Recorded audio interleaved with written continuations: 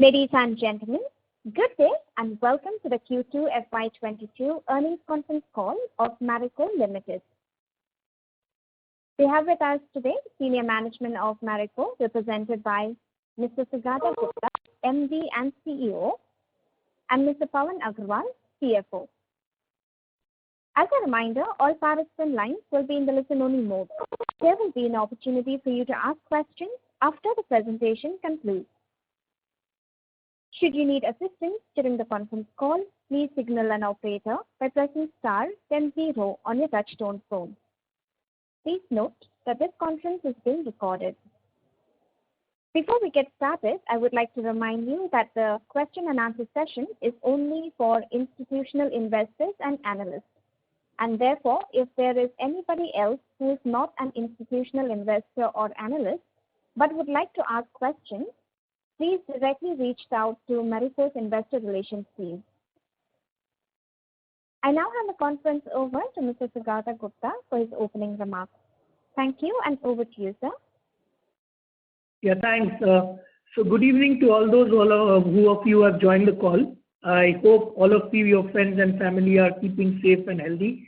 And I think after 6 quarters, we are having this call where me and my colleagues are together in a physical setting. So it's a very reassuring and a welcome thing. So I would like to start with a perspective on how the operating environment has shaped up over the last few months. It is certainly relieving to see COVID caseloads recede across the country, as India has successfully administered at least 1 dose of vaccine to 75% of the eligible adult population. We are grateful to the government authorities and all the frontline warriors who have worked tirelessly to achieve this feat. Mobility levels now above pre-pandemic levels is gradually rising across all sectors of the economy. Positive signs are showing up on some of the macro indicators, while in a meaningful and sustained recovery will depend on maintaining the velocity of vaccination drive, employment growth, and keeping inflation under check. As far as the quarter is concerned, consumption sentiment in our categories largely held up, but there was a moderation in run rates on a sequential basis, especially in rural, and this happened towards the end of the quarter. While it is too early to call out any underlying trend, I would like to share our hypothesis for the same.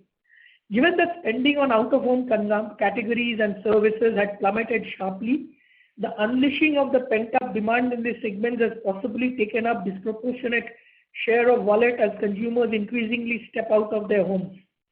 This, coupled with significant inflation, could have further impacted the share of spend on FMCG, but I believe it's temporary. Also, the relative advantage of direct distribution enjoyed by larger players would have reduced as some of the smaller players are back on their feet.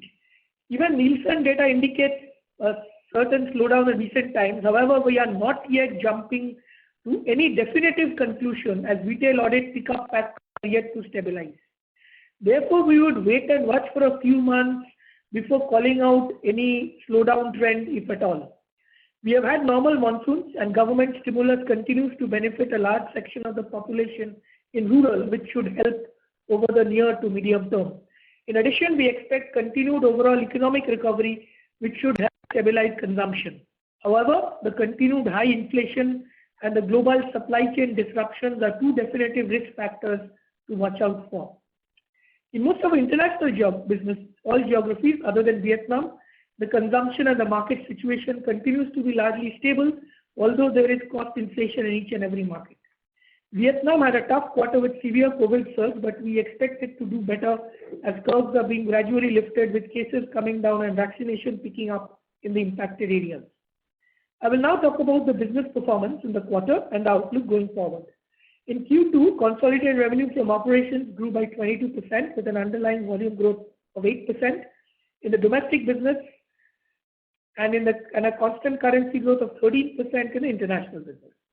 Gross margin improved sequentially but was under pressure year on year with vegetable and food oil prices staying at elevated levels. ASP at 8% of the sales was up marginally as we maintained optimal investment across key categories and new foods. Grew by 9% and like-to-like PAT was up by 8%. Reported PAT was up 17% due to an exceptional item in the base. The India business delivered 24% revenue growth with an underlying volume growth of 8%. 2-year CAGR was 9% and revenue CAGR 2-year was 15%. We continue to gain market share in more than 90% of the portfolio on a MAT basis, and we also showed sequential market share gain in this same segment of the portfolio. GT was stable with rural staying ahead of urban. The alternate channels grew in double digits, although the exponential growth rates of e-commerce have slowed down to some extent, with part of the demand shifting to modern trade, which is showing signs of recovery and slowly going back to pre-COVID levels. CSD recovered sequentially on a year-on-year basis. Parachute coconut oil registered 7% volume growth and market share gain of 180 bips in the rigid packs on a MAT basis, and also gained sequentially. Copra prices have corrected sequentially, with the supply outlook improving. Prices are expected to be in a narrow range. Owing to this scenario, the brand is proactively in passing on value to consumers through tactical consumer offers. We expect copra prices to be largely range bound in the balance half of the year, and therefore I think on the margin situation on Parachute we are very comfortable. As we drive penetration in both core and non-core markets, we expect to grow volumes in the range of 5 to 7% over the medium term. In the Saffola franchise, comprising edible oils and foods, we delivered a 46% value growth year-on-year. Saffola edible oil has a muted quarter on a strong base of 20, mainly due to trade destocking in response to volatility in edible oil prices. There was significant expectation in the first 2 months of the quarter of prices coming down, which never happened, and that led to a trade destocking. In addition to that, I think the lower in-home consumption as the economy opened up. Vegetable oil prices remain at high levels. The import duty correction has not yet reflected in the prices, but we expect some correction in the coming quarters, but it is also linked to the crude. And as you know, that crude continues to reach higher levels every day. Saffola Foods grew about 70%, with base oats growing at 36%, and the recent launches scaling in line with expectations. Saffola Honey is tracking in line with expectations and should exit the year at 100 crore run rate. Saffola Meal Maker Soya Chunks has exceeded aspirations so far and is gaining penetration in key markets of North and East. It's now got a 20% market share in modern trade and also doing well in GT. However, Nielsen doesn't capture the market share in GT. It is well poised to scale up further next year. Saffola Oodles is also scaling up well in GT and MT and is regularly featuring among the top 5 bestsellers in the pasta and noodles category on Amazon. We have taken learnings from the erstwhile Chavan Amrit and relaunched the new Chavan Brush with a new mix in time for the forthcoming season. Broadly, we are well set to deliver the 500 crore aspiration in foods this year. Value added grew 16% in value terms, largely on volume. The portfolio is consolidated with 27% value share and 37% volume share, with a market share gain of 40 bips on a MAT basis and some sequential gain versus previous quarter. Mid and premium segments showed stronger traction while maintaining our presence in the bottom and the mid segment of hair oils. We aim to sustain the double-digit value growth momentum over the medium term by focusing on expanding value share ahead of volume share, by driving a richer mix and participating meaningfully in the premium segment through innovation. The premium personal care portfolio had its best quarter since the onset of the pandemic. Livon Serums is now well ahead of pre-COVID run rates. Male grooming is steadily recovering. Beardo and Just Herbs do track well in line with internal targets and acquisition assumptions. We remain positive on the growth prospects as discretionary consumption and out-of-home activities are picking up. Moving to international, Bangladesh had a stellar quarter with 16% constant currency growth. The performance of baby care and natural shampoo ranges along with core hair oils portfolio continue to strengthen the diversification journey. The Southeast Asia business declined by 2% in constant currency terms. The lockdowns in Vietnam hit the home and personal care category, while foods benefited from the in-home consumption tailwind. MENA business grew 20% on a low base. We have forayed into hair oils in Egypt and foods in Middle East, thereby expanding the total addressable market in the region and boosting medium-term growth prospects in MENA. South Africa had a stable quarter, driven by the healthcare portfolio, and the new country and export business recovered well on a low base.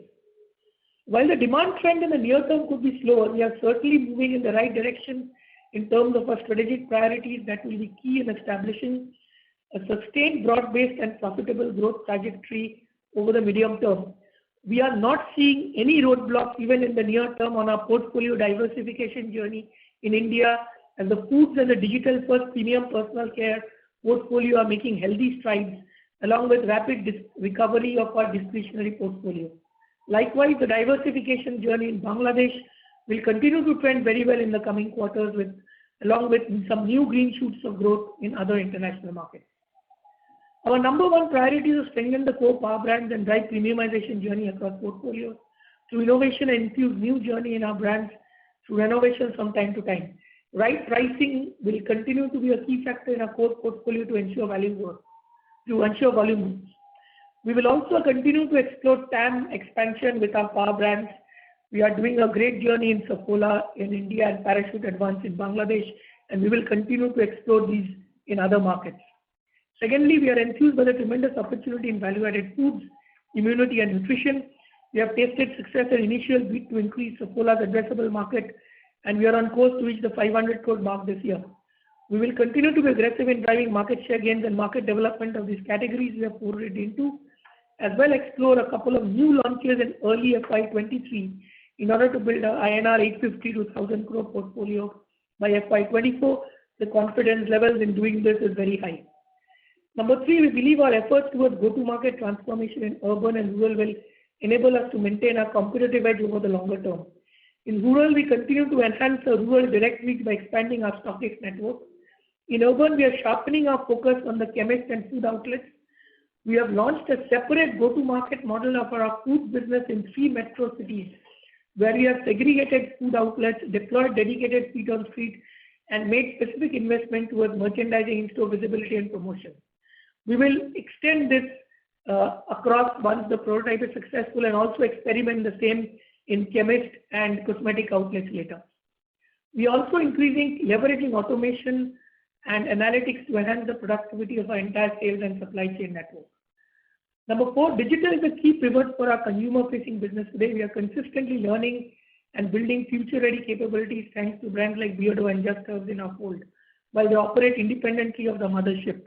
Both brands are tracking in line with internal aspirations and will enable us to effectively tap into what is likely to be the fastest growing channel.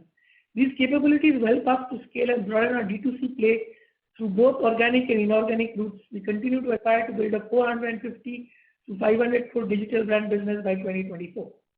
Number 5, we aim to maintain predictable double-digit constant currency growth in international business given the minimal exposure to any volatile economies and any forex. We have renewed our focus towards expanding the total addressable market, especially in MENA and Vietnam, which will enable us to deliver a broad-based performance over the medium term in addition to Bangladesh. Next, we continue to chase aggressive targets to institutionalize cost-saving programs and refine our cost structures that allow us to remain competitive and deliver profitable growth. The sharp inflation in input costs has made cost management an imperative. While crude and vegetable oil prices stay firm currently, gross margins will move up sequentially in Q3 and Q4. However, the improvement in operating margin is likely to play out largely only in Q4. This is because of 2 counts. First, while we have been able to maintain the optimal share of voice and visibility without significant increase in ad spends in the last few quarters, we must note that our A&P spends are likely to rise in the forthcoming quarters given the more media clutter and everything opening up. Secondly, the second round of cost improvement measures which were initiated in Q2 will only start giving accruals in Q4. Last but not the least, Marico is committed to safeguarding the interest of its stakeholders. Our ESG agenda continues to be an irrepressible part of our ethos.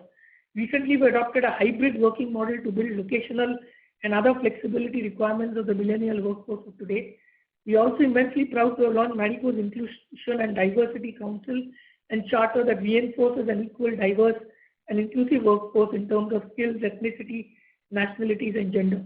We aim to maintain best-in-class governance standards, which we believe provides a structural framework to shape a sustainable future. We believe that as long as we stick to these fundamentals, adapt to the vagaries of the operating environment with agility and innovation, we can stay resilient and deliver 13 to 15% revenue growth over the medium term on the back of 8 to 10% volume growth in the India business and double-digit constant currency growth in the international business, while keeping our operating margin above the threshold of 19%.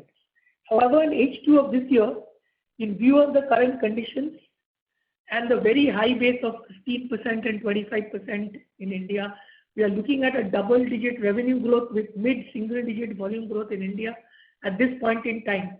This will also translate into a healthy double-digit 2-year CAGR in volume terms, and we might also see a movement to a high single-digit volume growth in Q4 if consumption situation does not worsen.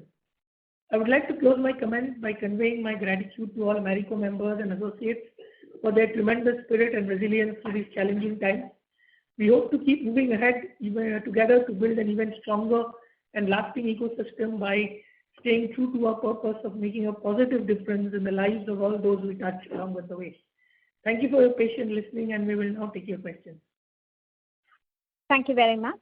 We will now begin the question and answer session. Anyone who wishes to ask a question may press star and 1 on the touchtone telephone.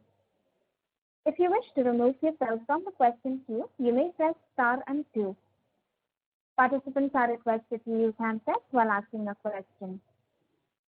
Anyone who would like to ask a question, please press star followed by 1 at this time. Ladies and gentlemen, we will wait for a moment while the question queue assembles.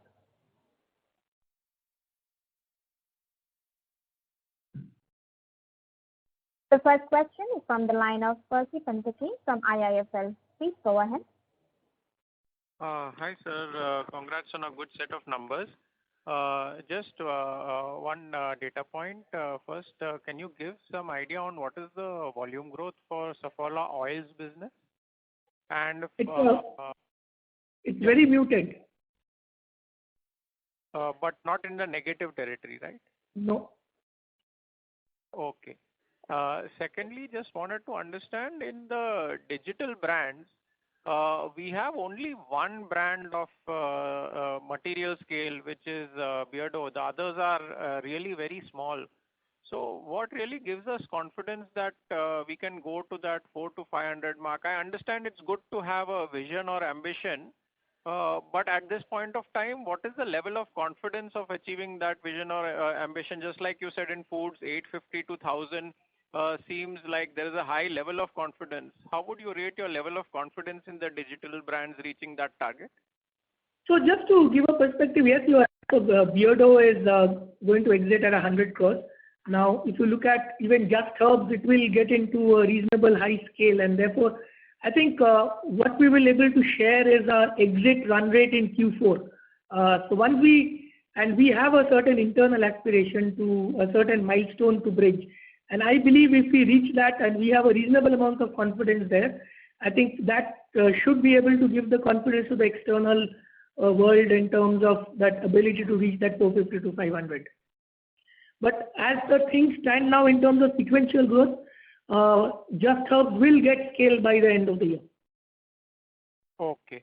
And lastly, can you give some idea on the moving parts on your EBITDA margin going ahead in terms of either any pricing actions that you would need to take, the cost environment, ad spend already you mentioned will go up. So what would be the moving parts, if you can discuss these 2 or 3 moving parts, as well as some idea on the overall EBITDA margins at the console level? So let me just give you a broad perspective. Now, the first thing is when it comes to cost, as I said, that copra is under control and we believe it is going to be range bound. Now, as far as edible vegetable oil is concerned and crude, it's a very difficult one to guess. And we believe that the earliest softening that can happen could be, it will take a quarter or so at least, and it will only, we can see some visibility in Q4. As regards some of the, as I said, that we were expecting some softening in Q2, but when they didn't happen, we initiated one more round of cost measures, which obviously, as you know, last year we did structural changes into 150 to 200 crores of cost, which we have taken out. Now we have done the second round, we have started, but while we have visibility of those measures, I think we are going to accrue those only in sometime in Q4. So therefore, while you will have a sequential, as you know that there was I think a 140 basis points improvement in gross margin, you will see sequential improvement every quarter from now on, especially the fact that copra is reasonably under control. The EBITDA margin improvement you will start seeing in Q4 because we believe that there could be at least 100 basis points plus increase in A&P. As you know that as the market has opened up, plus you have IPL, you have T20 World Cup, you have the season, to maintain the certain SOV, the ad spends have to go up, and plus we are also started spending on the discretionary part of the portfolio, and also because things have opened up. So given the fact that we'll be spending higher on A&P, the EBITDA margin improvement you will see, while the gross margin every quarter you will see a sequential improvement, the large part of the EBITDA improvement will happen in Q4 onwards. And the visibility of the cost improvement project which we started in Q2, we already have a visibility of that, but the accrual will start Q4 only. Okay, sir, got you. And overall EBITDA margin guidance remains unchanged for? Yeah. So I think obviously, as I said that there will be no improvement right now, but once in Q4 it will start improving, and the medium term EBITDA margin guidance of a threshold of 19% remains unchanged. Okay, that's all from me. Thanks. Thank you. The next question is from the line of Vivek Maheshwari from Jefferies. Please go ahead. Hi, good evening, Saugata. Good evening, Pawan. Hi. Couple of questions. So first is on, Saugata and Pawan, on the disclosures. I mean, if there is one thing consistent in FMCG or staples is, your disclosure. Now, when I look at, and that has been the case for, let's say, 15 or probably 20 years. Now, last quarter you discontinued, let's say, Saffola volume growth. This quarter you have discontinued VAHO volume growth. What is the sudden thought process, change over here, and is it that we should expect as we go forward? So thanks Vivek for giving me that. It's not that we are sort of cutting down on disclosures or transparency, and there are specific reasons as to why we are not giving certain things in the public domain. Let me first talk about VAHO. If you look at in VAHO portfolio, there is a significant delta currently in terms of our volume and value share. And to bridge this gap, we are internally moving from volume targets to value targets as key performance metrics. So this is a step in towards driving premiumization in the portfolio. And then we are aligning our external communication in line with our internal management KPIs. And moreover, let's say there is not much of a difference in volume and value in VAHO, and that is the reason we thought it's better to just stick to a value reporting. Saffola, in fact, we would have discussed in the last quarter also. Now, with the extension of the brand Saffola to multiple food category beyond oats and edibles, we have actually expanded the overall Saffola Foods total addressable market to nearly 5,000 crores. And we also expect that disproportionate growth of the franchise will be actually led by value-added products in the foods and immunity category. And therefore, we see merit in reporting growth for Saffola as a franchise. Now, moreover, we also believe disclosing volume growth of Saffola oil specifically works to our competitive disadvantage. And therefore, we would rather not disclose the same and we'll keep giving broader indications. So that is the thought process. I think apart from that, if you look at our disclosures, it will still remain top quartile in the sector, and we stick to that. And I think just to add, I think we did a net revenue management exercise in the organization last year where we have now changed the KPIs. And one of the things which we realized is that obviously premiumization in VAHO has to play a role. And so what we have done is the internal KPI in which the management is measured is now going to be value growth, where we just aligned it. And I don't think you will see any more changes from there because we have just done the alignment. We will continue to indicate the volume growth and volume share. So I can assure you that that is something which we'll continue to indicate. And in VAHO, actually, there is hardly much difference between volume and value growth, really. So I think that is the only thing we've done. So it's all internal and external KPIs are now aligned, because otherwise it's very difficult to have two different KPIs, one external and one internal. And I don't think any more you can expect anything. It's more or less done. These are the two which we have done. As a part of our total, as I said, the NRM exercise which we did with one of the big consulting firms last year. Got it. And that doesn't change the medium term 8 to 10% Nothing. growth. So, I mean, are we stopped chase 10% volume growth in VAHO? The answer is no. We will continue to chase 10% volume growth in VAHO. It's just that there has to be alignment with respect to what we are tracking internally and what we are reporting externally. And we will, as I said, this time also we disclose Saffola volumes is muted. We will not stop from telling you an idea of how is it doing. You don't worry on that front at all. That's reassuring, and I think just with due respect to Pawan's point, I would just like to correct you. You are not in top quartile. You are number one in disclosure, as I always state. So, yeah, looking forward to the same thing in future as well. My second question is on the EBITDA margin, Saugata. When you say that fourth quarter will show up, some of those benefits, the measures that you have taken, but is that also because of base issue? Because last year when I look at your fourth quarter margins, those were at about 16% at EBITDA level. No, I'm talking about absolute margin. See, it's absolute margin I'm talking about. That it is not. I'm talking about YOY growth. I'm talking about absolute margin. So. Okay. So the other reason you must realize what is happening is it's also the denominator effect which will also start neutralizing. When you have high inflation, the denominator goes up, and therefore, if it's inflation-led top line growth, the margin automatically reduces in percentage terms. So I think that also will get neutralized. And as I said that, and we are also expecting that I think someday the crude and vegetable oil will also start stabilizing. No?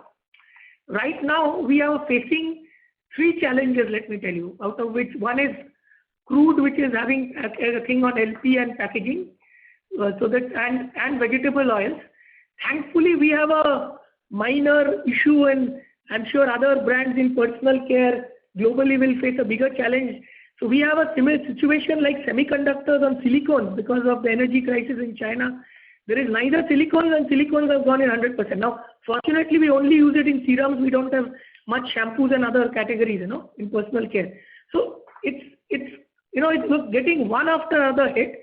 So we believe that if I look at even vegetable oils, the crop across the world has been good. So unless, and right now the inflation is led more by crude, but as you know that if crude prices go beyond $65 to $70, then there is a diversion into, vegetable oils in crude.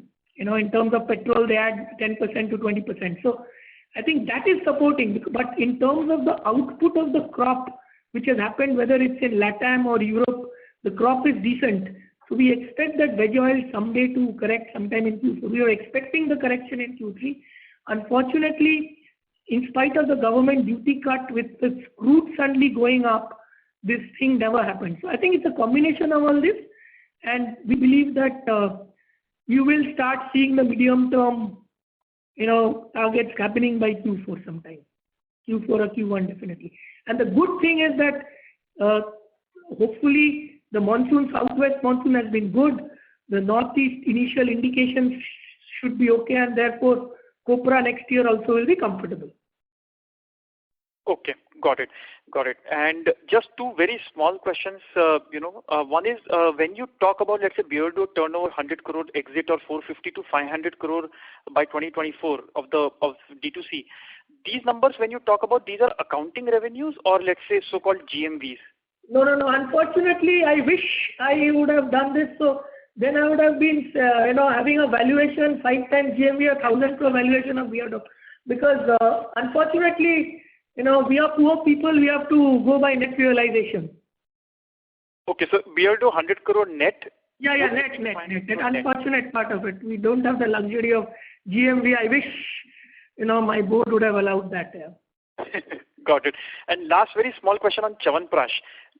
Saugata, you have mentioned, and the release also talks about Chyawanprash, the mix reformulation or whatever. Was it a mix-related issue? Because I'm guessing at that point of time when you launched, there was a fair amount of science which got into it. I would have imagined it would have been more about customer offtakes because, there are some entrenched players in that space. So mix itself product formulation. So let me address this issue. So let me address this issue. So we wanted to, give a differentiated product. Now, as per laws, we can't call it Chyawanprash, so we had something called Chyawanamrit. Now, what happened is consumers don't understand it. Number two, I think in terms of the packaging and other things, and even the market, we tried to go head on.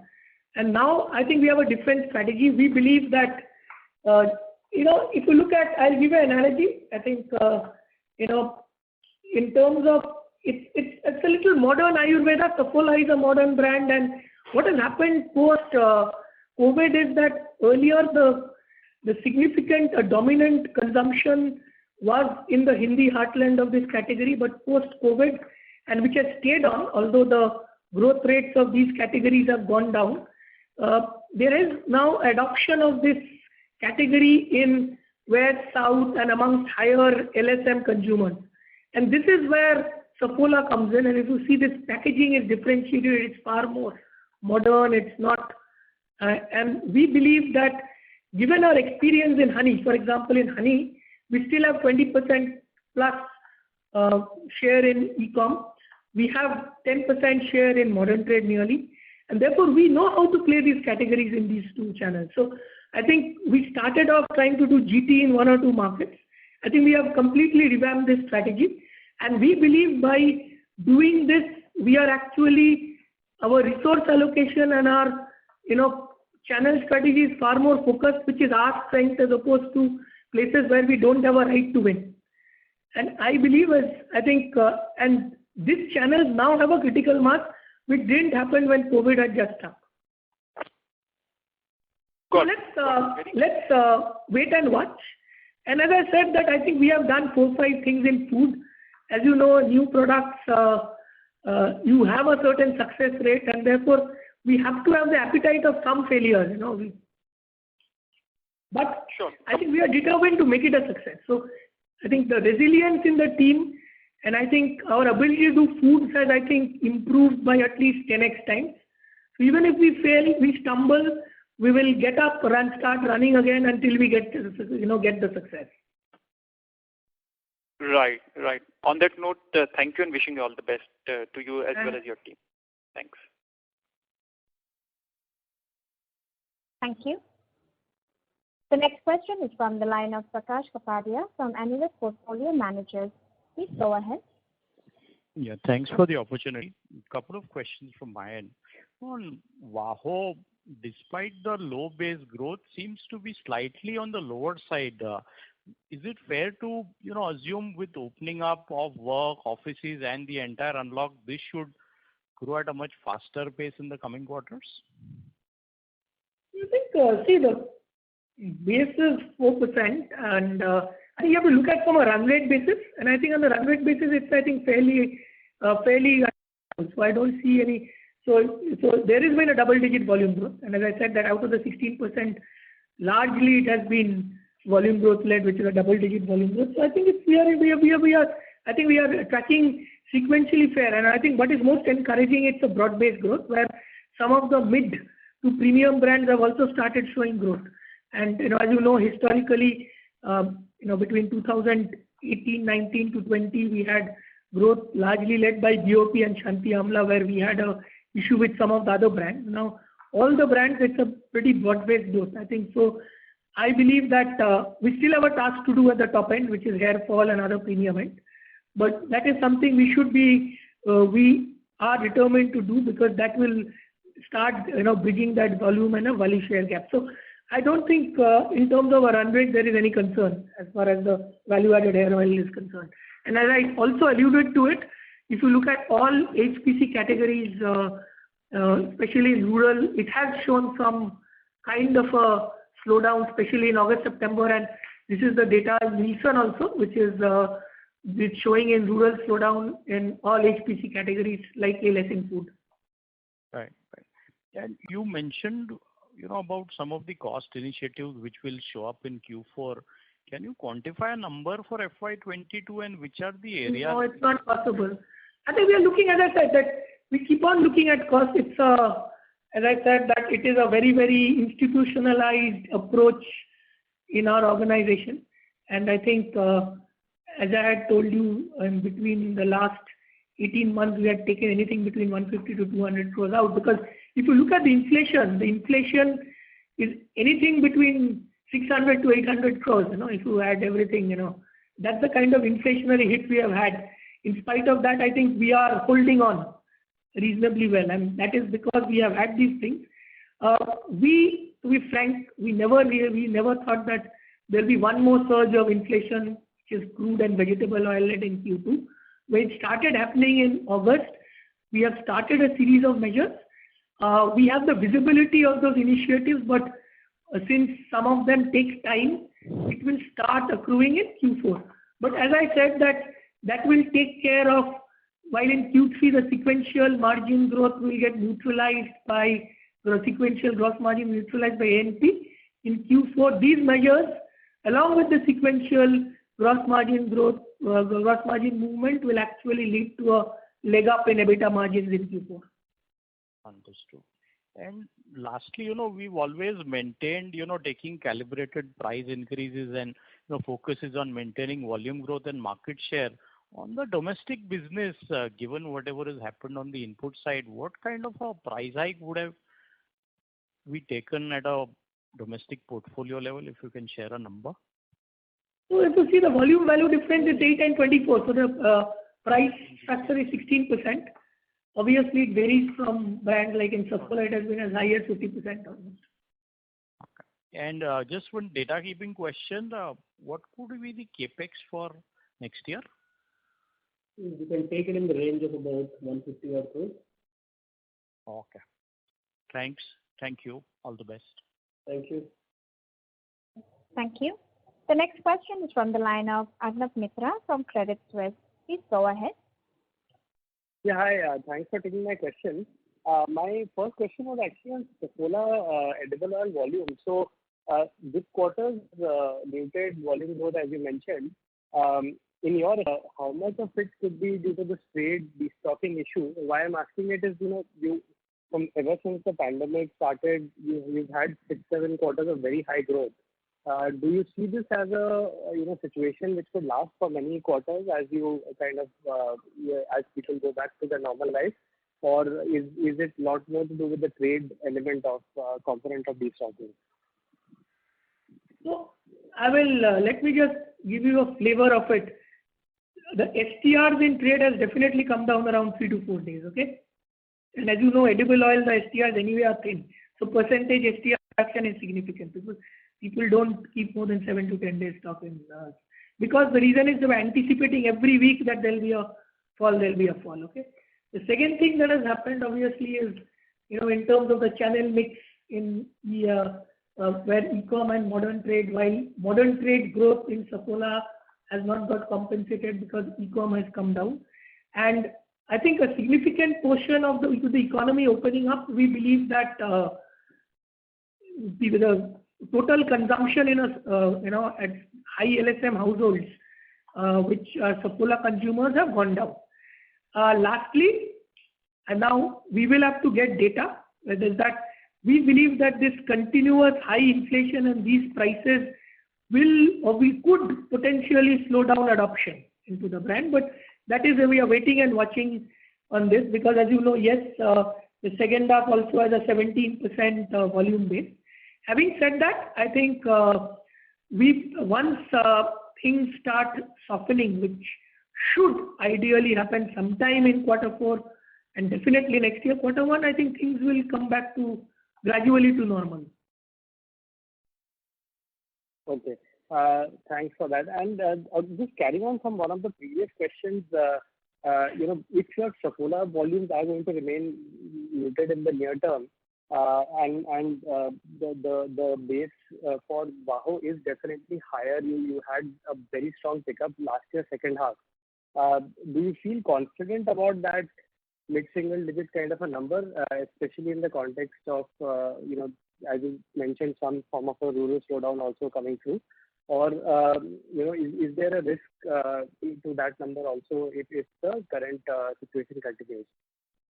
I'll tell you, let me just break it up into this one. We don't see any issues in Parachute. As far as VAHO is concerned, I think while the base growth is high, I think in terms of run rates, and given the fact that we are now having broad-based growth, and especially in the mid to premium brands, I think we will be able to deliver this double-digit value growth which we have taken into account. Foods, again, doing well, and we are seeing a recovery of the discretionary. So even if Saffola continues to remain muted, I think, and that is the reason I think we are indicating a mid-single digit as opposed to a high single digit, which we were earlier, kind of gunning for. So I don't think there is any stress in what we are looking at currently. Now, this so-called slowdown, I think we have to wait and watch, because if I look at other economic indicators, I think they are fairly in control. The monsoon has been good. So as I said, that it could be two things, and I'm talking of the sector and not just this one. It could be that there was in June and July a lot of pipeline filling, and then which didn't translate to that kind of offtakes. And as I said, when it opens up and there's high inflation, there is a challenge in the share of wallet between out of home and the fact that there is inflation in food, inflation in petrol, transport and all that. So I think if things stabilize, I think fundamentally the reason which we are happy about is all our brands in terms of brand equity, health, penetration, distribution, everything is in order. So I think that gives us the assurance that while we have been giving you a cautious outlook, this much, I think there is no stress in that. Sure, thanks. And my last question was on the new Saffola food category. So obviously the first big, I think, success outside of oats was in honey.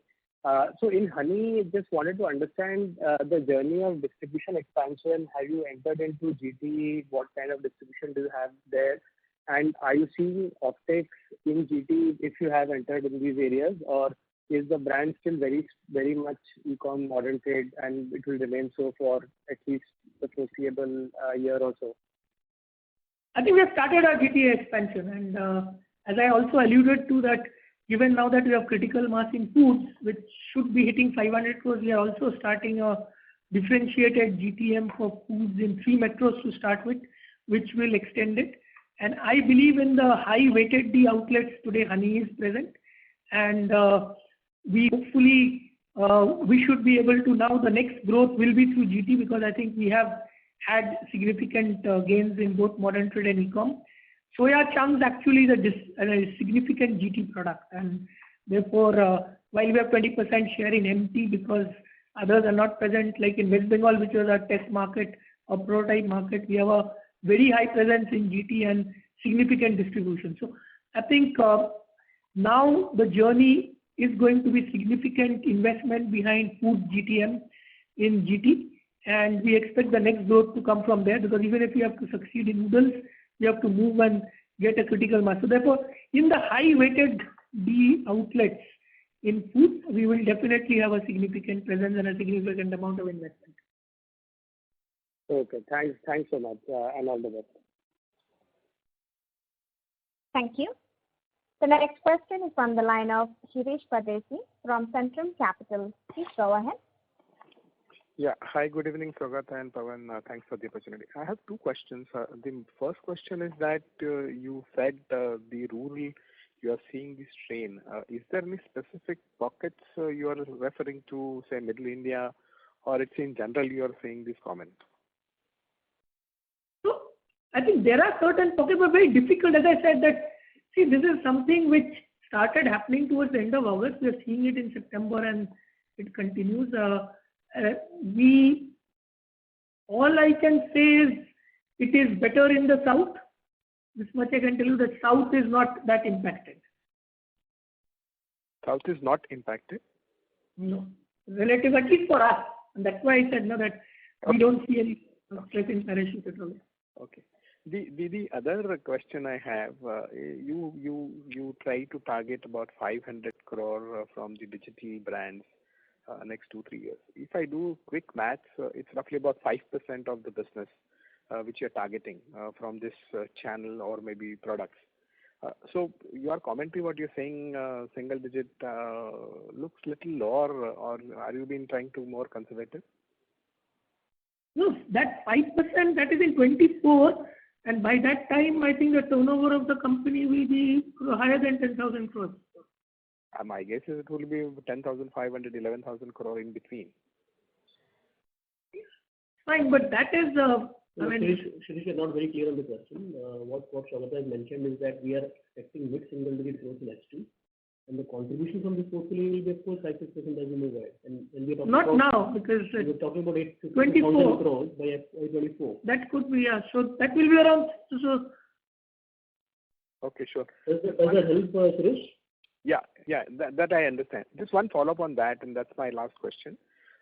This 500 crore what you're targeting, will it also have the impact on the margin movement on the positive side, or you will keep on investing? I think the gross margins obviously of this portfolio will be high. I think we have a strategic funding policy, which is there we invest a certain percentage of our PBT into strategic funding.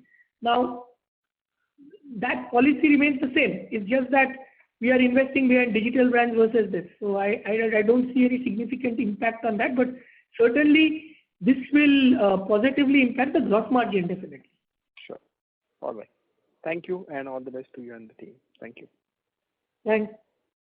Thank you.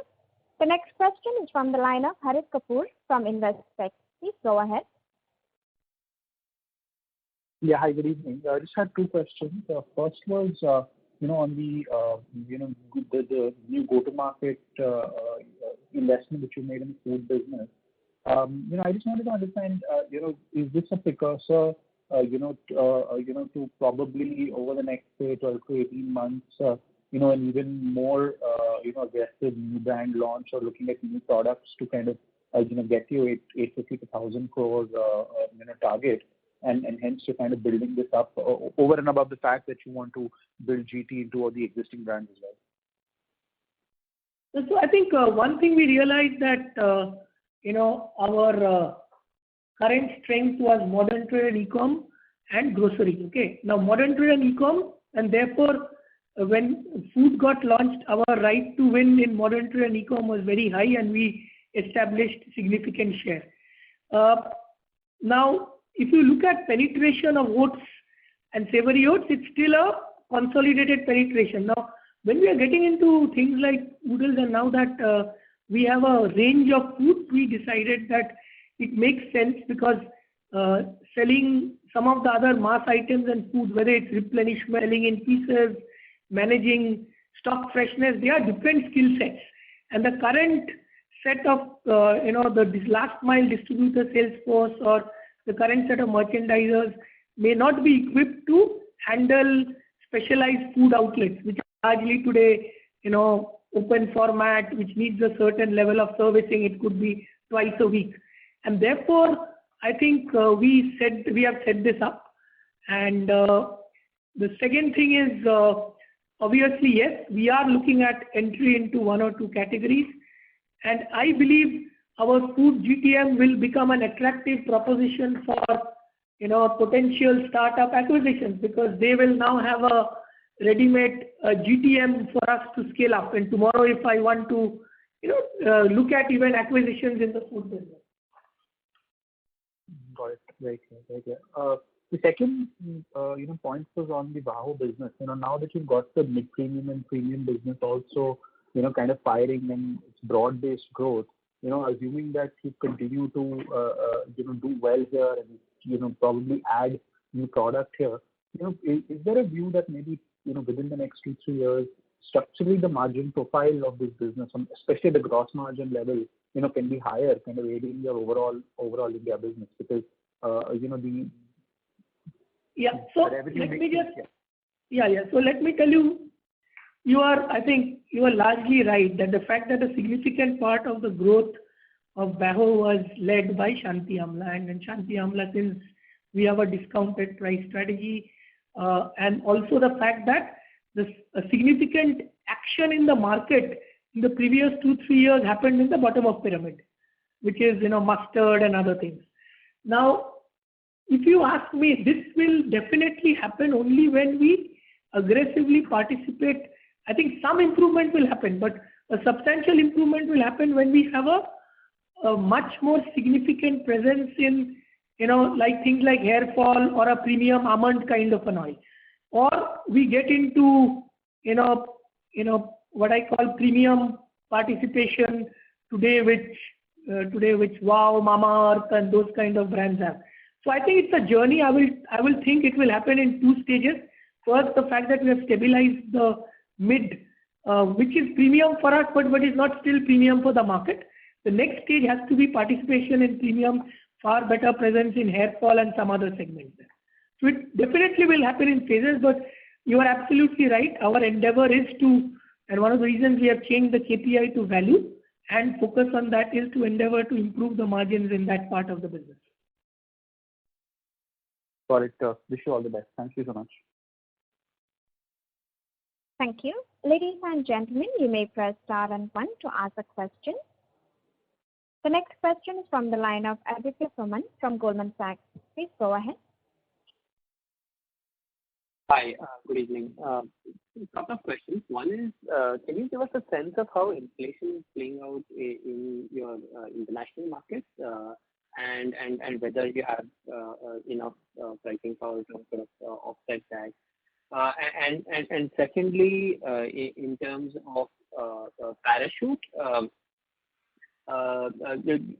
will there be, in terms of price increase, how much further price increase do you think you need to take, assuming that the input cost inflation does not change for you? Just to offset it, just to assume that if you were to take it to offset the margin impact, how much price increase will you need? So first, let me address the international market.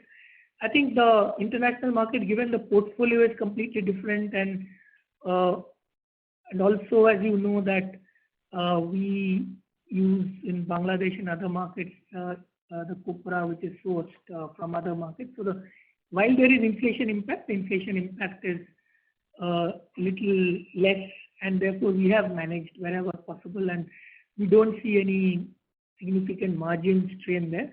Obviously, in some of the places where we export some of the Indian products, obviously there would be some impact, but largely I think it has been contained. And as you know, last year also we did significant exercise in cost management, especially in Vietnam and some of the other markets. So we believe, and as you know, that also the other thing is that there has been a significant diversification of our portfolio in Bangladesh, which includes shampoo, baby, and other things which are not so, input cost heavy in terms of, RM heavy in terms of commodities. So I think we are in a fairly okay space in that.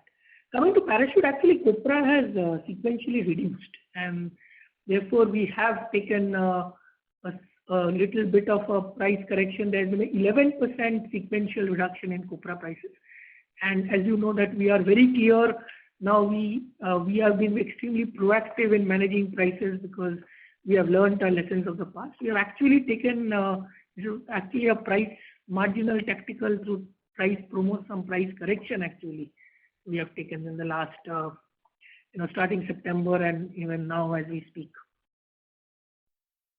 Oh, I understand. That's very hard to know. And here there would still be some inflation because of the packaging material and stuff like that. But you feel that the reduction in the copra price is sufficient for you to offset all of that? Yeah, and I think it's fine. I'm talking of the total cost. Even if you look at the total cost COGS, I think it has sequentially reduced. All right. Thank you. No, that's very clear. Thank you. The next question is from the line of Tejas Shah from Spark Capital. Please go ahead. Hello, am I audible? Yes, sir, you are.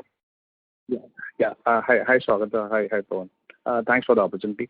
So my question pertains to margins and not in the near term, but in medium to long term. And then this is led by the mix change which may happen based on our thrust on increasing trust, at least what I'm picking up for last couple of calls on the food part of the portfolio. Do you see that as the personal care bias comes down in the portfolio, there will be a volatility also increasing, and to the margin profile at company level also might change as we go along on this path? I think the way to look at it is, two elements of it. So in the medium to long term, the food portfolio will certainly have an accretive gross margin compared to Saffola edible oil, and therefore, as and when the dependence on food keeps on increasing, the overall Saffola growth, the overall Saffola blended margin will increase. The second thing is there are two other drivers of growth. One is we have talked about the premiumization of hair nourishment, and increasingly in VAHO we want to look at value growth. Secondly, if I look at the digital business we spoke about, which will have a higher gross margin.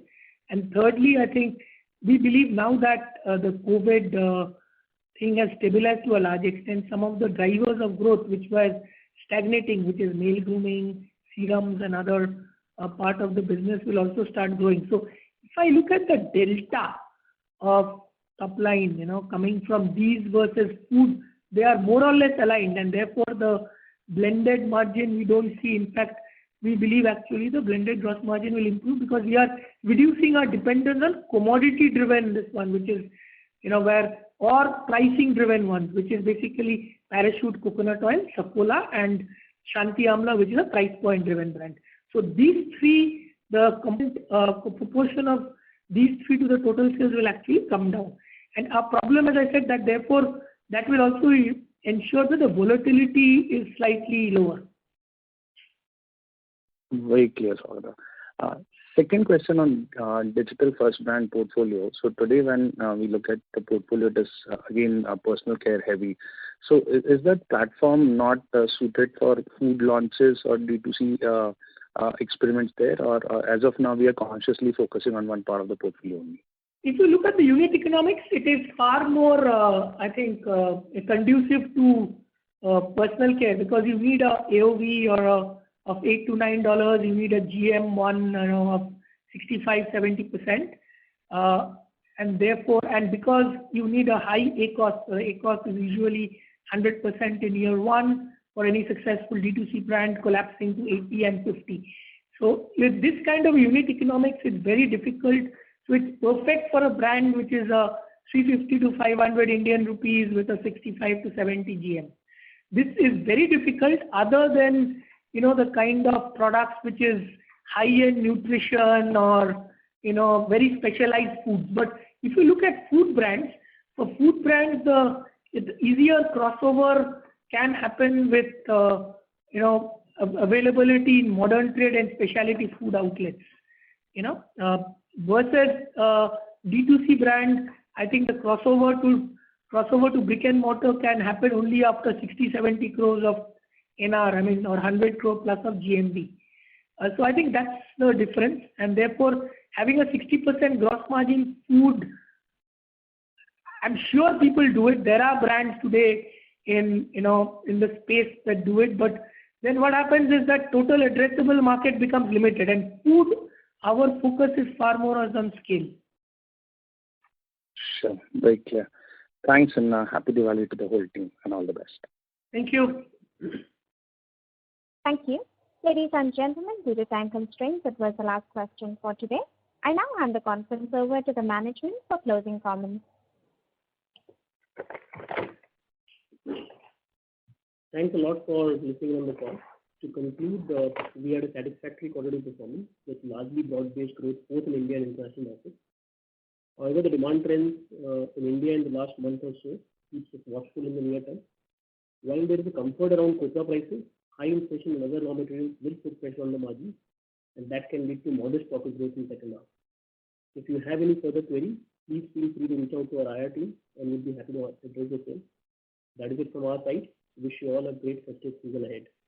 Please stay safe and take care. Thank you. On behalf of Marico Limited, that concludes this conference. Thank you for joining us, and you may now disconnect your line.